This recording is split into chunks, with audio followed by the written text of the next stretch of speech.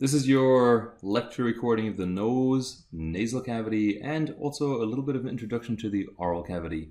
Granted, we're going to go light on the oral cavity, as this is probably not really a subject that is very much burning on your minds. However, it is important as this is an important part of the gross anatomy of the head and neck.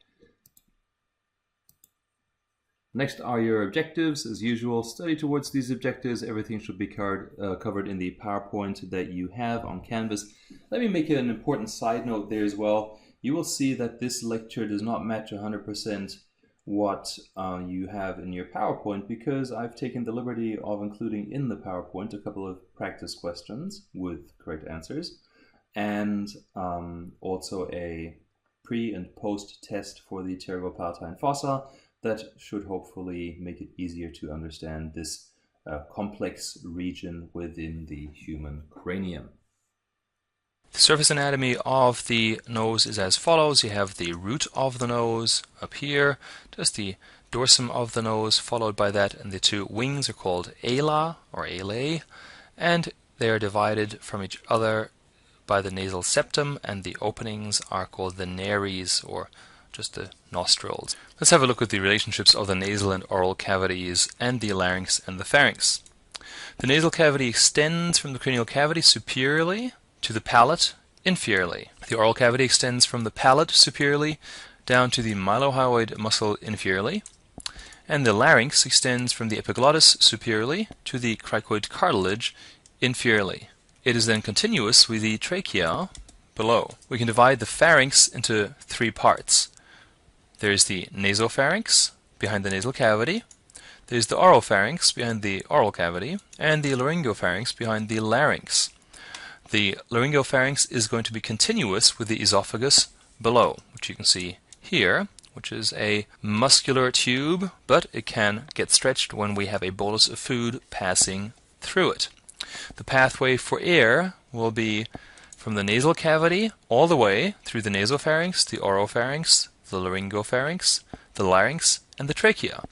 The pathway for food is going to be oral cavity, oropharynx, laryngopharynx, and then the esophagus. The inside of the nasal cavities is lined with mucosa, which in lab we're going to have to pick away so that we can see the underlying structures, especially the openings and communications with the sinuses. In addition to that, we can see that the nasal cavities will be communicating with the nasopharynx, which would be back here. It'll be communicating with the paranasal sinuses, the openings of which I just mentioned. We can see some of these openings here, and the lacrimal sac and the conjunctiva superiorly, right here. They also communicate with the nasopharynx posteriorly through this opening, not the opening of the pharyngotympanic tube, but this here, which is called the choana. We will see that on a different image later on. There are three regions in the nasal cavity. The nasal vestibule is a small dilated space down here, just internal to the nares, that is lined with skin and contains hairs, especially in males, that act as a filter for air. Then there's the respiratory region. It's like an air conditioning, that's why I put AC in here. It's the largest part of the nasal cavity and has a very rich neurovasculature supply, and is also lined by respiratory epithelium, which is mainly composed of ciliated and mucous cells. So that means that the air can actually be warmed and moistened as it is passed over this epithelium. Then, last but not least, we have the olfactory region up here. This is rather small compared to the other regions, and it is lined by olfactory epithelium, which is very special because it contains the olfactory neurons, the axons of which constitute the olfactory nerve. Cranial nerve number 1. The sense of smell in man is very poor compared to other animals, such as dogs, for instance. The inferior 2/3 of the nasal mucosa is called the respiratory area, and the superior 1/3 is the olfactory area. Here you can see the olfactory bulb, you can see the little extensions, so the olfactory epithelium extending downwards into the olfactory area. The territory above the dashed line is sensory territory of V1. The territory below the dashed line is sensory territory from V2. And again, to reiterate, air that passes in through the nares here goes over the respiratory area. This is why we also have the conchae, these three shells, inferior, middle, and superior shelf, sticking out, and it's warmed and moistened before it passes through the rest of the upper respiratory tract on its way down to the lungs. The roof of the nasal cavity is curved and narrow, except at the posterior end, where it's divided into three parts, which are called frontonasal, ethmoidal, and sphenoidal, which are named for the bones that form each part. The nasal cavity also has a floor, which is the palate, and a medial wall, which we call the nasal septum, and a lateral wall. Projecting from the lateral wall are going to be three shelves, which we call the conchae. 1, superior, 2, middle, 3, inferior. Inferior to each concha is a space or passage that is called a meatus. Okay, so we have the inferior meatus, the middle meatus, and the superior meatus. The space superior to the superior concha is also called the sphenoethmoidal recess. The airstream then, if you look at this diagram down here, passes via the nares through all of the meatuses and the conchae all the way to the nasopharynx. If we have a look at the medial wall of the nasal cavity, we call it the nasal septum. You have to be a little careful because it will be covered with mucosa in lab when you examine your anatomical donors. So be very careful when you actually deal with this, because you have to carefully strip the mucosa off that you can reveal the underlying structures. To be specific, you will then be able to find out that the nasal septum is made up of three different elements. Here's the septal cartilage, then the vomer bone in green here, and the perpendicular plate of the ethmoid bone. We can see that the lateral wall of the nasal cavity is uneven and is formed by numerous bones, which would be the maxilla, the lacrimal bone, the ethmoid bone, which contributes to the middle and superior conchae, the perpendicular plate of the palatine bone, and the medial pterygoid plate of the sphenoid, and the inferior nasal concha, which is a separate bone in itself.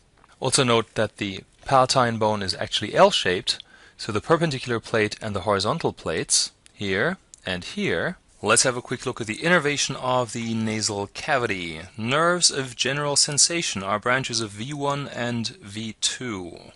Olfactory neurons, as you can see up here, because the olfactory bulbs lying in the cribriform plates are sending their axons, so SVA, through the cribriform plate. You can imagine that if you fracture the plate, you might have a deficit, which we would call anosmia, so the inability to smell. Each half of the nasal cavity contains about 25 million olfactory neurons in a young adult. This may seem a lot, but compared to the amount of neurons in species that can really smell very well, like dogs, it is not that much. The arterial supply of the nasal cavity is from the sphenopalatine artery and the anterior and posterior ethmoidal arteries. The sphenopalatine artery is going to enter the nasal cavity through the sphenopalatine foramen, and you can see a little bit of it over here, and it'll divide into branches that are for the septum and the lateral wall of the nasal cavity. It will anastomose with the septal branch of the superior labial artery and with the greater palatine artery. So you may imagine that we have a quite rich blood supply of the nasal mucosa, especially in the anterior third of the nose.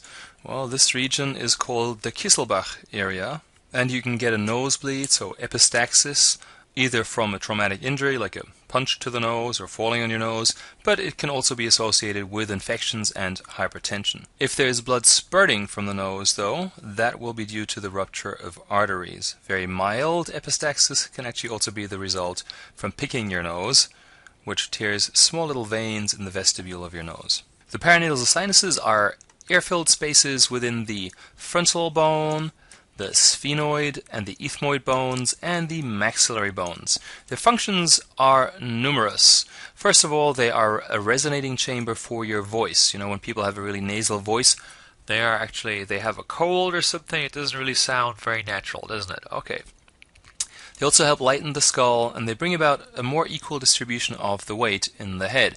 So this could explain why there's some slight asymmetry in individuals, and they help add moisture in the form of mucus to the nasal cavity, and they also produce nitrous oxide. The nitrous oxide story is actually quite amazing, because nitrous oxide is actually secreted into the nasal passages and is then inhaled through the nose. And it's actually a pretty potent vasodilator, so it'll dilate your blood vessels, and in the lungs it'll enhance the uptake of oxygen. nitrous oxide is actually also produced in the walls of the blood vessels and is pretty critical to all organs of the body. Now let's have a look at something that we should all be able to see and appreciate in lab, which are the openings of the paranasal sinuses into the nasal cavity. Here you can see the opening into the sphenoethmoidal recess of the sphenoid sinus. Here's the frontal sinus, and here, this is another image, is a rod that is passing through the frontonasal duct into the middle meatus, so directly below the middle nasal concha.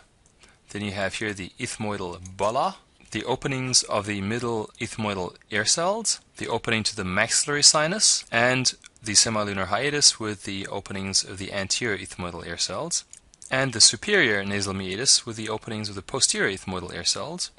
The ethmoidal sinuses are related to the nasal cavity medially and to the orbits laterally. If you are careless when exploring the posterior ethmoidal air cells, you can actually cause blindness due to the damage that you could cause to the optic nerves directly behind here. Also, the nerve and blood supply to the ethmoid sinus comes from the anterior and posterior ethmoidal arteries and nerves. The sphenoid sinus, on the other hand, which is located right here, is going to be related to the pituitary gland superiorly, the nasopharynx inferiorly, and the nasal cavity anteriorly. You can approach the pituitary gland surgically going through the nasal cavity. Nerve and blood supply to this sinus is via the pharyngeal nerve from V2 and posterior ethmoidal nerve, which is a branch of V1, and of course the blood supply is from the correspondingly named arteries. If we have a look at the relationships of the maxillary sinus to its surroundings, anteriorly there is the face, posteriorly we have the infratemporal and pterygopalatine fossae over here, superiorly is the orbit, the eye's been removed here, and inferiorly you will have the alveolar processes of the maxilla with the roots of the molar teeth. Here's a little clinical correlation for you. Because the maxillary sinus and the molar teeth of the maxilla are so closely related, as you can see here, if a molar tooth is removed and the bone is fractured, you might actually get an exposed root here, and it could be driven all the way into the maxillary sinus. Okay, like that, you have unfortunately created a communication between the maxillary sinus and the oral cavity. Of course, we eat food in here, there's lots of bacteria in here. Bacteria from the mouth do not mix well with the bacteria of the maxillary sinus, and then you have a problem. The maxillary sinuses are the sinuses that are most commonly infected, probably because their ostia, located here, so the openings, are actually located pretty high on their suprarmedial walls. If you have a cold or an allergy involving both sinuses, you can result in a night rolling from side to side, because the sinuses will only drain when you're lying on your side, so with your head on your side. If you put your head down on your left side, you'll drain the right sinus, and vice versa. If we have a look at the boundaries of the oral cavity proper, we will see that it is bounded by the teeth and also by the alveolar processes and the gingivae, so your gums of your teeth. The roof of the oral cavity is going to be your palate. Posteriorly, it'll communicate with the oropharynx via the oropharyngeal isthmus, which is an opening which is bounded on each side by this arch here, which is called the palatoglossal arch.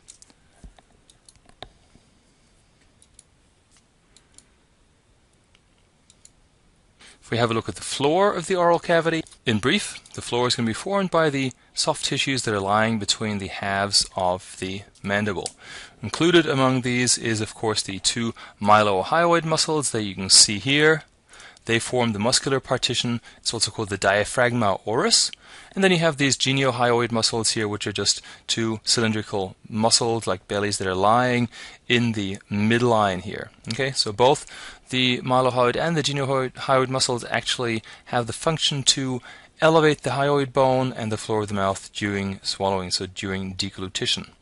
Remember the innervation of the mylohyoid nerve V3.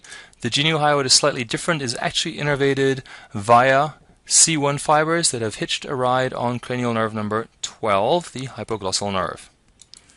Nerve supply of the teeth. In a nutshell, all of our teeth are going to be innervated by branches of the trigeminal nerve. You would have the arteries and veins named accordingly. You have the inferior alveolar nerve, which is a branch of the mandibular division, And you have, coming from the maxillary division, posterior, middle, and anterior superior alveolar nerves dealing with the maxillary teeth. The arteries and veins are going to have the same name accompanying the alveolar nerves that are supplying the teeth.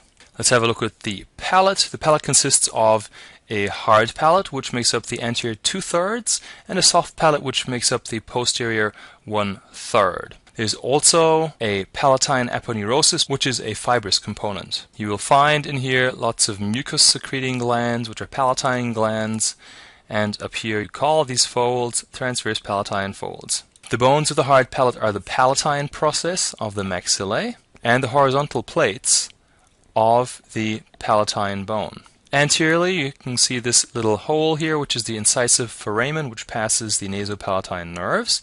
And posterolaterally, you will have these holes here, which provide passage for the greater and lesser palatine artery, vein, and nerves. Concerning the muscles of the soft palate, we have 5 pairs of muscles in the soft palate. There are 2 pairs that actually enter from above, that will be the tensor villi palatini, here, going around the hook of the hamulus, and the levator villi palatini, which you can see cut here, and uncut right here. 2 pairs, which would be the palatopharyngeus and the palatoglossus, the latter is not shown, descend from the palate. Here's the palatopharyngeus, and 1 pair, which is the musculus uvulae, is intrinsic to the palate. All of the muscles of the soft palate are really important to help for swallowing, sucking, and for speech. The muscles of the soft palate are also all innervated by the pharyngeal branch of cranial nerve number 10, except for one, which is the tensor palatini, which is innervated by V3. Here's the tensor palatini, or tensor villi palatini. I use a mnemonic device for everything that is innervated by V3 that goes muscles of mastication plus MAT.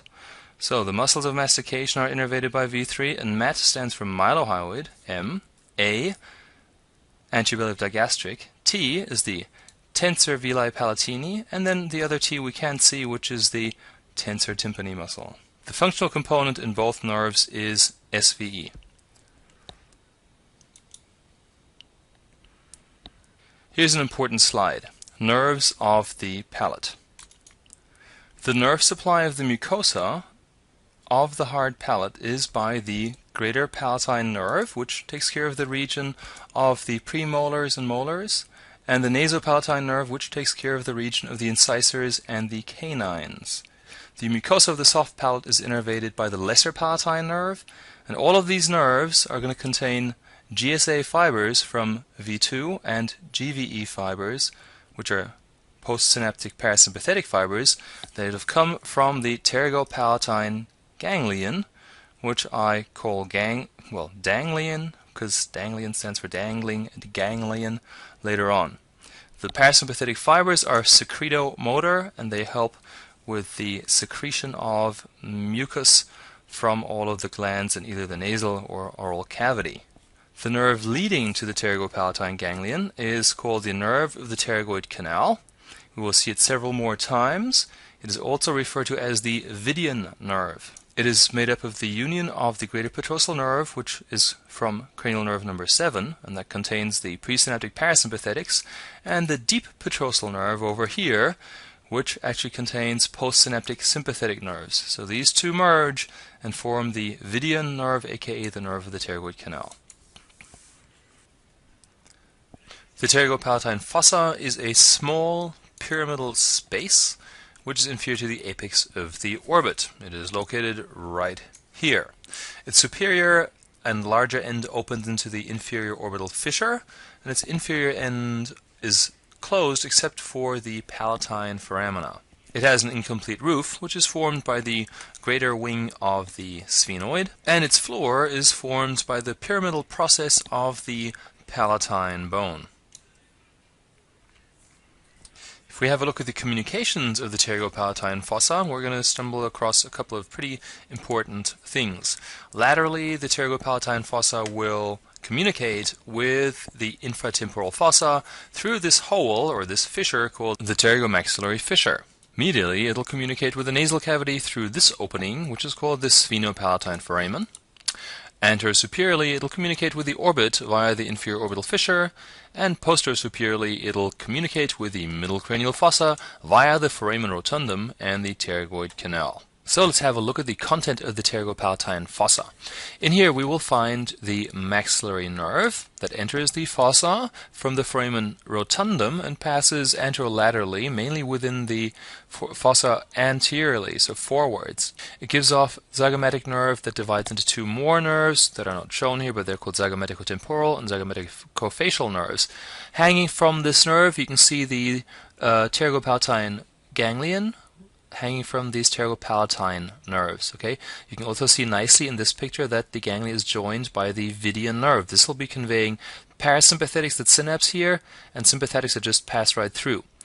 On a side note, the general sensory, which comes from V2, don't forget this is from the great sensory nerve, trigeminal, they also just pass right through the ganglion. I'll show you on one of the following slides all the fiber flavors, so to say, that pass through this ganglion. Yeah? The only ones that synapse here are, of course, the parasympathetic ones that are originally conveyed via the greater petrosal nerve that comes from the facial nerve. Okay, here are your greater and lesser palatine nerves. We will see these in lab. They go to your hard and soft palate. Here's your infraorbital nerve that will then supply, well, after it comes out of the infraorbital foramen, supply the skin down there. If we think of the blood supply, yeah, that'll all be via the terminal or the third part of the maxillary artery and its branches, which you can review right here. We should also be able to find at least the descending and the greater palatine artery in lab.